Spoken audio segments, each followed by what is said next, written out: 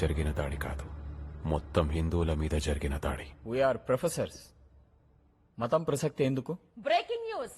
Restaurant లో bomb పెట్టిన వ్యక్తిని సీసీటీవీ ఫుటేజ్ లో పోలీసులు ఐడెంటిఫై చేశారు. దిగ్భ్రాంతికరమైన విషయం ఏంటంటే అతను ఒక కాలేజ్ స్టూడెంట్. దారుణం.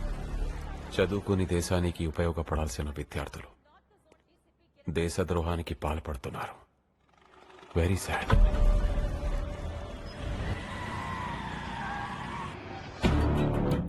నా కెమికల్ ఫ్యాక్టరీ కోసం తెప్పించిన ఎగ్జామిన్ పౌడర్ తో బాంబు తయారు చేసి నా కాలేజ్ స్టూడెంట్ తోనే ద్వారకా రెస్టారెంట్ బ్లాస్ట్ చేయించావు. పోలీసులు ఆయన ఐడెంటిఫై చేశారు. ఎనీ టైం పట్టేసుకుంటారు. వాడు ఆల్రెడీ చచ్చిపోయాడు. ఇవన్నీ చూస్తున్న నాకు టెన్షన్ పెరిగిపోతుంది.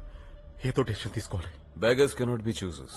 నేను చెప్పింది చేయడం తప్ప నీకు వేరే ఆప్షన్ లేదు బాచిరాజు. నేనిప్పుడు నా గురించి, నా పర్పస్ గురించి చెప్పాలనుకుంటున్నాను. నా పేరేంటి? సంజయ్ శర్మ. జలాలుద్దీన్ ఖురేషీ ఫ్రమ్ కరాచీ. ఐసిస్ తెలుసా? Pakistan terrorist organization. I'm from ISIS. Border దగ్గర టెర్రరిస్టులను తుడిచిపెడుతుంటే నేను ఈ దేశం నుంచి టెర్రరిస్టులను పుట్టిస్తున్నాను. రాడికలైజేషన్. ఇండియన్ యూత్ ని, స్టూడెంట్స్ ని రెచ్చగొట్టి ప్రలోభపెట్టి తీవ్రవాదులుగా మార్చడం. ప్రపంచంలో ఎక్కడ ఏ సంఘటన జరిగినా వాట్సాప్ లో, పర్సనల్ టాక్ లో ఇండియన్ గవర్నమెంట్ కి అగేన్స్ట్ గా ఒపీనియన్ స్ప్రెడ్ చేయటం. యూత్ మైండ్స్ లో మతం, ప్రాంతం లాంటి ఫీలింగ్స్ రెచ్చగొట్టడం. కేరళ, గుజరాత్, అస్సాం, దేశం 4 మూలల చాలా సంవత్సరాలుగా ఈ మిషన్ ఇంప్లిమెంట్ అవుతుంది. ఇండియాలో చాలా రోజులుగా టెర్రరిస్ట్ అటాక్స్ జరగడం లేదు. అంతా సైలెంట్ గా ఉంది. భూకంపం రావడానికి ముందు అట్టడుగు పొలంలో నిశ్శబ్దంగా చాలా కదలికలుంటాయి. ఇది అంతే. ఈ రోజు జరిగింది just test blast. Very soon India మొత్తం దీపావళి జరగబోతుంది. నీతో కనెక్షన్స్ ఉన్నాయని బయట తెలిస్తే నాకు చాలా రిస్క్ భయ్యా. నువ్వు నా దగ్గర తీసుకున్న 500 crores ఎక్కడి నుంచి వచ్చాయో తెలుసా? ISI, Pakistan inter services intelligence. You are already a terrorist. You have 2 options. ఏంటి? 1 చావడం, 2 నేను చెప్పింది చేయడం. మా అన్నయ్య సెంట్రల్ మినిస్టర్. ఇదంతా అని తెలిస్తే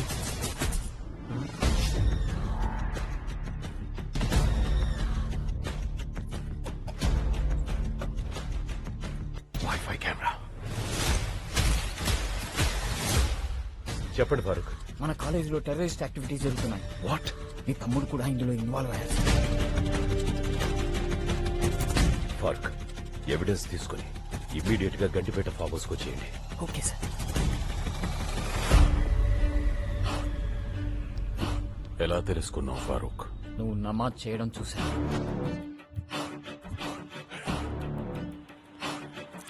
good job mister Farooq.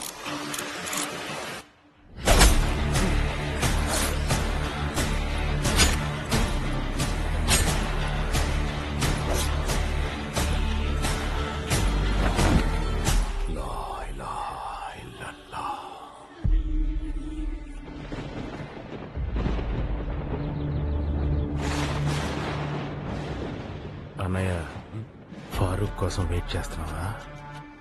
రాడన్నయ్య, చంపేశాం. Step brother అయినా సొంత తమ్ముళ్లా చూసుకున్నాను. ఫైనాన్షియల్ గా సపోర్ట్ చేసి బిజినెస్ మ్యాన్ ని చేస్తే ఏంట్రా నువ్వు చేస్తుంది? నిన్ను ఇంకా క్షమిస్తే దేశానికి ద్రోహం చేసినట్టు.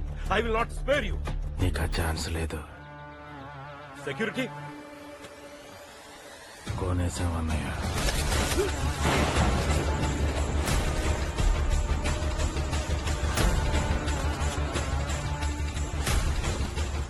కొన్ని విషయాలు తెలియటం, తెలుసుకోవటం చాలా ప్రమాదం. పోయే ముందు నీకు రిలీఫ్. పై ఎలక్షన్ లో నేనే కంటెస్ట్ చేస్తున్నాను. కాన్స్టిట్యున్సీ మన ఫ్యామిలీ చేతుల్లోనే ఉంటుంది. ప్రామిస్.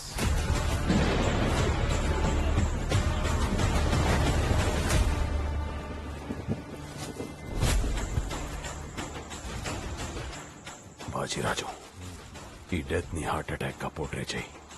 అర్థమైంది బాయ్.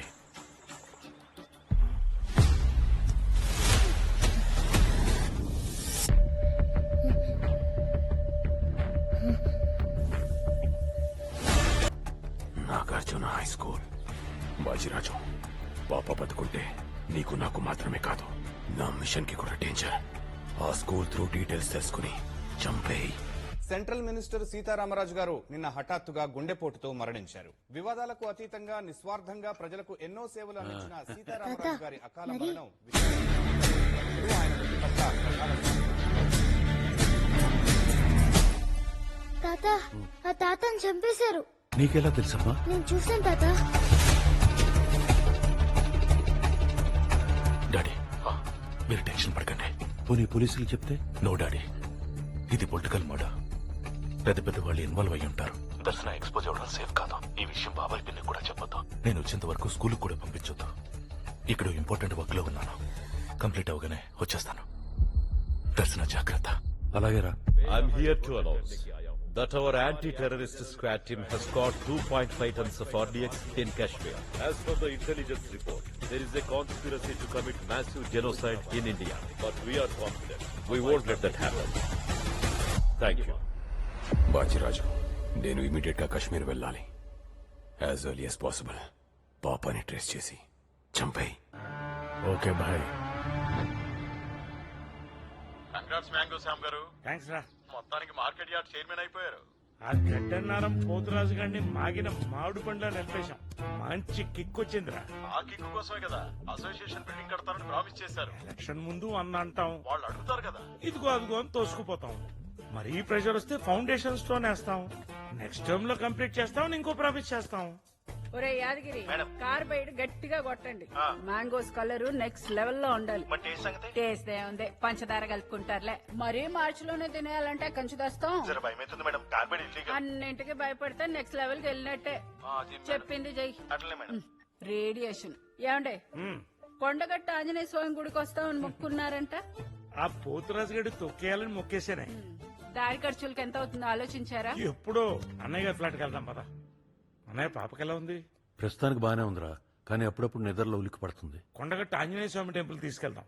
ఈ భయాలు గీయాలు పోయి పాప నార్మల్ అయిపోద్ది. ఏమంటావు? అవును బాబు గారు, వెళ్దాం. ఇప్పుడు అక్కడికి వద్దామా? వెళ్దాం తాత, ఇంట్లో బోర్ కొడుతుంది. అనే బాబు కొండగట్టుకి ఇటేనా? ఇటే సార్, నేను అక్కడికి వెళ్తున్నా. ఐఎమ్ గోపి. మ్యాంగో షాప్, మామిడికాయల వ్యాపారం. మంచి కలర్ మా ప్రత్యేకత. కార్బైడ్ లేకుండా. అవునా అండి? జనరల్ గా సంగీతం అంటే చెవులు కోసుకుంటారు కదండి. మా నాన్నగారేమో మ్యాంగోస్ అంటే నాలే కోసేసుకుంటారు. ఓ ఇంట్రెస్టింగ్. నేను ఇవాళ హైదరాబాద్ వచ్చాను. నాన్నగారికి ఆంజనేయ స్వామి అంటే బాగా నమ్మకం. ఓహో, అన్ని విషయాలు ఆయనే ఫాలో అయ్యారు, ఒక్క పెళ్లి విషయంలో తప్ప. ఇంతకీ నాన్నగారు ఏం చేస్తుంటారు? బిల్డర్. బాడీ బిల్డరా? అంటే నిన్ను చూస్తే డౌట్ వచ్చింది. Construction business. 10 మందికి నీడనివ్వాలనేది నాన్నగారి జీవిత ఆశయం.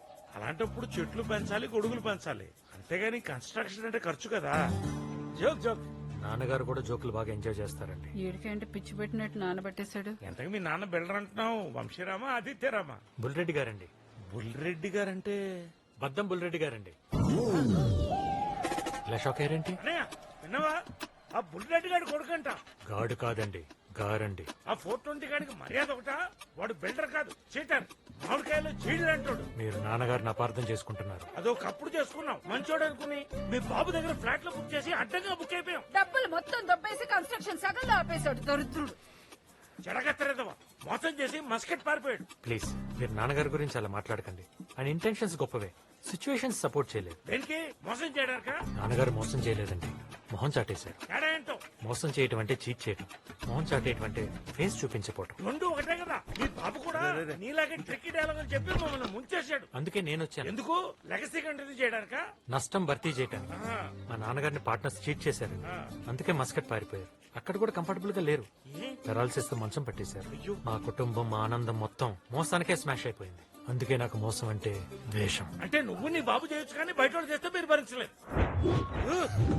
నన్ను చంపడానికే వచ్చాడు. మిమ్మల్ని చెప్పడానికి ఎవరు? కట్టెన్నారం పోతురాజు గారు ఇంతకు తెగించాడు. కీస్ మర్చిపోయాను. అయ్యో, నా వాలెట్ కూడా మర్చిపోయాను. వెళ్తే చేయండి. ఏంటే తెచ్చేది? నరికేస్తాను. రేయ్, ఎవరా మీరు? ఏంటిది? తగిలితే ఏంటి పరిస్థితి? తప్పుకోమని అప్ప. What did you say? నీ అప్ప అన్నాన్రా, నీ అప్ప. అన్నందుకే ఇలా కొడుతున్నాడు. మీరేమో అమ్మ నా బూతులు తిట్టారు. మిమ్మల్ని ఏం చేస్తాడు? నువ్వు తిట్టలేదేంటి? అడుగులు తిట్టి పగబట్టేస్తారు. నిన్నేం చేస్తాడో చూసుకో. అండి సహజం. నీ అబ్బా అంటారా అండి? దారుణం. మీరు కూడా నానా మాట్లాడినారండి. చదువుతో ఊరికే సరదాగా తమాషాగా అయినా ఫిల్తీ లాంగ్వేజ్ తప్పు కదండి. పోతూ కాకపోతే ఫ్రెండ్ కదా చెప్పకుండా వెళ్ళిపోయాడనే బాధ ఇప్పుడు నాకు అర్థమైంది కదా. ఎక్కడి నుంచి మీ నాన్నగారు ఒక్క మాట అంటే ఆ బూడి తీసుకొట్టు. మీరు అలా మాట్లాడకూడదు. నాన్నగారి గైడ్ లైన్స్ లో పెద్దలను గౌరవించడం అనేది ప్రైమరీ. ఇంత పెద్ద మనసున్న బుల్లిరెడ్డికి పెద్దరెడ్డి అని పేరు పెట్టుంటే బాగుండేది. My genuine feeling. ఇంతకీ ఎవరండి వాళ్ళు? గట్టన్నారం పోతురాజు గారి మనుషులు ఎలక్షన్ లో ఓడిపోయామన్న ఫ్రస్ట్రేషన్ తో నా మీద చేసిన అటాక్. బాబు టెంపుల్ బుసేసే టైం అయింది. పద పద. బాబు వాళ్ళు వచ్చింది పాప కోసం. పాప మీద కోపం ఎవరుకుంటుందండి? పాప ఒక క్రైమ్ కేసులో విట్నెస్. మరి పోలీస్ కంప్లైంట్ ఇవ్వచ్చు కదా. వాళ్ళ నాన్న వచ్చేవరకు ఎవరికి చెప్పొద్దన్నాడు. నాకు ఇన్సిడెంట్ చూసిన తర్వాత భయంగా ఉంది. నేను ఏదైనా ప్రాబ్లం కి కనెక్ట్ అయితే చివరిదాకా నిలబట్టం నా బలహీనత. అదే నీ బలం అని నాన్న అంటుంటారు. పాప గురించి మీరేం భయపడకండి. చాలా థ్యాంక్స్ బాబు. ఇంతకీ మా జాలిబాబు ఎలా ఉన్నాడు?